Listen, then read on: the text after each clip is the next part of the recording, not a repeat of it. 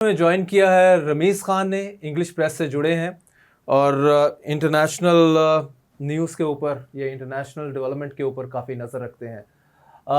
रमीज़ साहब, welcome to the programme. Thank you. और बताइएगा अब हमें चलते चलते कि जो है डोनाल्ड ट्रंप साहब के माइंड में चल क्या रहा है? क्या ज़्यादा ही गुस्सा खा गए हैं मोदी से कि भाई उसने नोबेल पीस प्राइज़ के लिए उनको नॉमिनेट नहीं किया? देखिए, primarily from where I am looking at things, Trump की जितनी दोस्तियां और दुश्मनियां हैं, दे आर प्योरली ट्रांजैक्शनल। उनको आप ट्रांजैक्शन की बुनियाद से देखें। जो इंडिया और अमेरिका के दरमियान नुक्ता इख्तलाफ है, वो मेरा ख्याल ये नोबेल पीस प्राइज से या फ़ोन कॉल से पहले ये है कि America wants an open access into the Indian market. अब आपको ये समझना पड़ेगा कि ये ओपन एक्सेस से क्या मुराद है। ये ओपन एक्सेस से मुराद ये नहीं है कि वो कहते हैं कि जनाब इंडिया के टैरिफ जो हैं, इंडिया पे लगे अमेरिका की आने वाली गुड्स पे टैरिफ कम करो। वो कहते हैं कि इसको बिल्कुल फ्री करें, जिस तरह उन्होंने बाकी जगहों पे ये नेगोशिएट किया, including European union, including Japan, including everywhere else. Zero जहां अमेरिका गुड जाएगी और ये ट्रेड डील हुई है, वहां पे 0% टैक्स पे अमेरिकन गुड को एंट्री मिलेगी। यही चीज वो इंडिया में मांग रहे हैं। और अच्छा, इस पे शायद इंडिया मान भी जाता, लेकिन दो ऐसी जगह हैं जहां पे इंडिया ने they had drawn an absolute line कि यहां पे तो आपको नहीं आने देंगे। One was agriculture, the other was dairy. क्योंकि इस इंडिया की हुकूमत के मुताबिक, उनके सर्विस के मुताबिक 700 मिलियन लोग हैं जी, 70 करोड़ लोग हैं जी जो इस दो पेशों के साथ जुड़े हैं। और इंडिया ये समझता है कि अगर इंडिया की प्रोडक्ट्स, अमेरिका की प्रोडक्ट्स हम यहाँ पे आने देते हैं तो हमारी इकोनॉमी और हमारे लोग जो हैं वो बड़ी बुरी तरह से हिट लेंगे। और यही बुनियाद बनी अमेरिका और इंडिया के दरमियान ये जो फॉलिंग आउट है, ये इसी बुनियाद के ऊपर आप देख रहे हैं।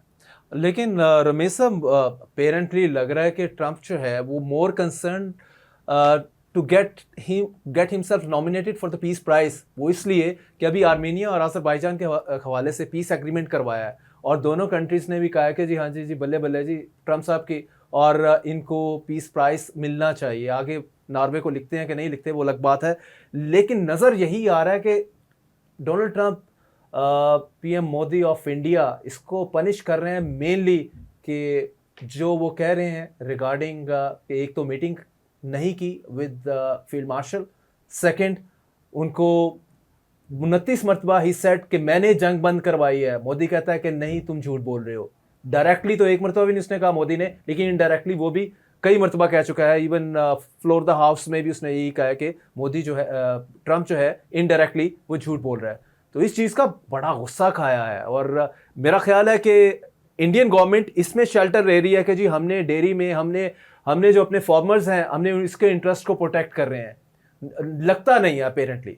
मैं इसलिए कॉन्टेस्ट कर रहा हूं कि इस आर्गुमेंट को ये जब डील होगी तभी लोगों के सामने होगी। क्योंकि देखिए, बात यह है कि अमेरिका और इंडिया के दरमियान ये जो सटमैरी है, ये आगे इस तरह नहीं चलनी है।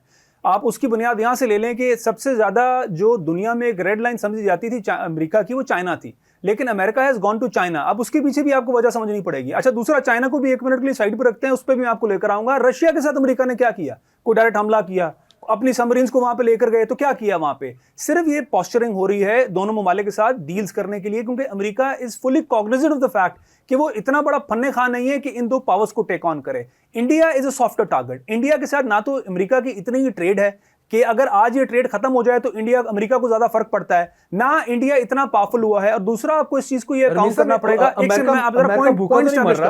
पॉइंट स्टैब्लिश करने दें। देखिए, बात यह है कि आपको ये चीज भी ज़हन में रखनी पड़ेगी कि इंडिया ने अपनी औकात से बड़ी छलांगे मारने की कोशिश की। उसमें आप जो गुरपवन सिंह का एपिसोड है उसको क्यों भूल जाते हैं कि एक अमेरिकन को मरवाने के लिए उनकी एम्बेसी इन्वॉल्व हुई और एम्बेसी ने भी ऐसे बंदे को अप्रोच किया जो CIA का आदमी था, उनकी अपने ही उनकी एजेंसीज का आदमी था। तो इसलिए उसके लिए अंग्रेजी में एक टर्म है that Indian embassy was caught with its pants down, कि वहां पे वो क्लियर कट पकड़े गए। और ये वो लोग अपनी सारी की सारी अंडरस्टैंडिंग कहां से ड्रॉ करते हैं? अमेरिका ने सारी प्लेबुक उठाई है इजराइल की। उनका ख्याल था जिस तरह से वो एक एक्सपेंशनिस्ट एजेंडा पे चलते हैं, हम भी उसी एजेंडा पे चलेंगे और अमेरिका हमें सपोर्ट करेगा। जहां तक बात इस दुश्मनी की है या डोनाल्ड ट्रंप की नोबेल प्राइज की है, तो नोबेल प्राइज के लिए वो और बहुत सारे ममालिक को अप्रोच करेगा। इंडिया के साथ दुश्मनी वो एक पॉइंट से आगे मेरा नहीं ख्याल ना तो लेकर जाएगा और ना ही अमेरिका अफोर्ड करता है। उसकी वजह यह है कि अमेरिका के लिए अपने इंटरेस्ट प्रोटेक्ट करना सबसे ज्यादा जरूरी है और वो इंटरेस्ट के अंदर कारोबारी इंटरेस्ट भी शामिल है। इंडिया की जो अमेरिका के अंदर इस्तेमाल होने वाले जो ड्रग्स हैं वो इंडिया से आती हैं, और बाकी जो गुड्स इंडिया से आ रही हैं टुवर्ड्स अमेरिका, अगर आप उस पर टैक्सेस लगाएंगे या दुनिया की जो गुड्स अमेरिका पे आ रही हैं उस पर टैक्सेस लगाएंगे, तो अल्टीमेटली इसका बर्डन कौन उठा रहा है? इसका बर्डन अमेरिकन कंज्यूमर उठा रहा है। तो इस पूरी दुश्मनी के अंदर पाकिस्तान इक्वेशन, ठीक है कि पाकिस्तान एक इंपॉर्टेंट इक्वेशन है जिससे ट्रंप गुस्से में भी है और इंडिया को बार बार एम्बैरस भी कर रहा है, जिसका जिक्र आपने किया 29 बार। इसके अलावा मैं आपको बता देता हूं कि टिम कुक्स को इस पूरी लड़ाई से पहले मना कर दिया गया कि जनाब आपने अमेरिका में एप्पल के अपने प्रोडक्शन नहीं करनी है। और जहां तक बात टैक्सेस की कर रहे हैं, वहां मैं आपको एक और चीज बताऊं कि अमेरिका ये पहले ही अनाउंस कर चुका है कि अगर आईफोन अपनी जो प्रोडक्शन है वो अमेरिका मूव नहीं करता, तो जो इंडिया से आने वाले आईफोन है जो फॉक्सकॉन प्रोड्यूस कर रहा है उसके ऊपर वो 25% टैक्स लगाएगा over and above the taxes that have already been in place. तो वजह यह है कि इंडिया के साथ बहुत पैसे ये गलागतबाजी थी। ये जो एपिसोड हुआ है between Pakistan and India, this has become one of the flash point, जिसके बाद आपको ये चीजें नजर आ रही हैं कि दरमियान में खुल के सामने लड़ाई हो रही है। इससे पहले भी ये सर्दमेरी जो है वो बैरल शुरू हो चुकी हुई थी।